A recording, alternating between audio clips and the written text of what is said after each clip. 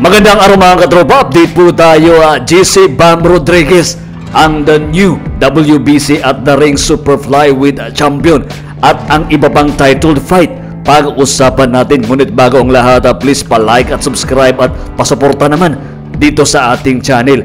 Sa women's category, laban ni current WBC Super Bantamweight Champion Yamilet Mercado kontra dito sa kanyang challenger na si Ramla Ali. Sa nasabing laban, sinubukan ni Ramla Ali na baklasin ang nasabing titulo. Dito sa kanilang naging sagupaan, maganda yung ipinakita ng challenger na si Ali sa unang rounds ng kanilang laban. Pero sadyang hindi nagpapatinag itong kampiyon na si Mercado. Talagang sinusugod ni Mercado at binabasag nito ang mga depensa ng challenger na si Ramla Ali.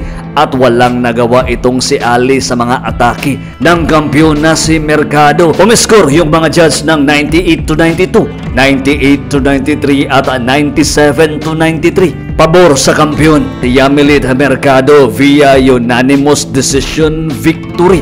Sa kasalukuyan, nag-improve yung record ni Mercado into 24 wins, 5 KO sa 3 lang ang naging talo. Siya pa rin yung may hawak ng WBC Super Bantamweight title.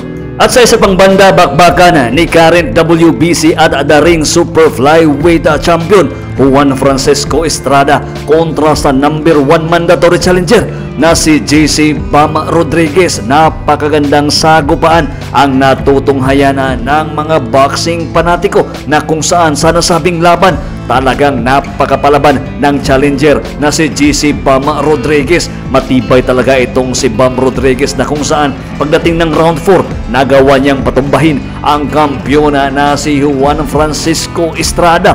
Pero sadyang hindi nagpapatinag o basta-bastang bumibigay itong si Estrada. Nagawa rin ni Estrada ang patumbahin itong si Rodriguez sa round 6 ng kanilang laban. Pero pagdating ng round 7 natamaan ang kampiyon na si Estrada ng napakalakas na body shot na pinakawalan ni Bam Rodriguez. At dito is talagang bumulagta at namilipit sa sakit ang kampiyon at hindi na nakarecover pa. Panalo si GC Bam Rodriguez via 7th round knockout.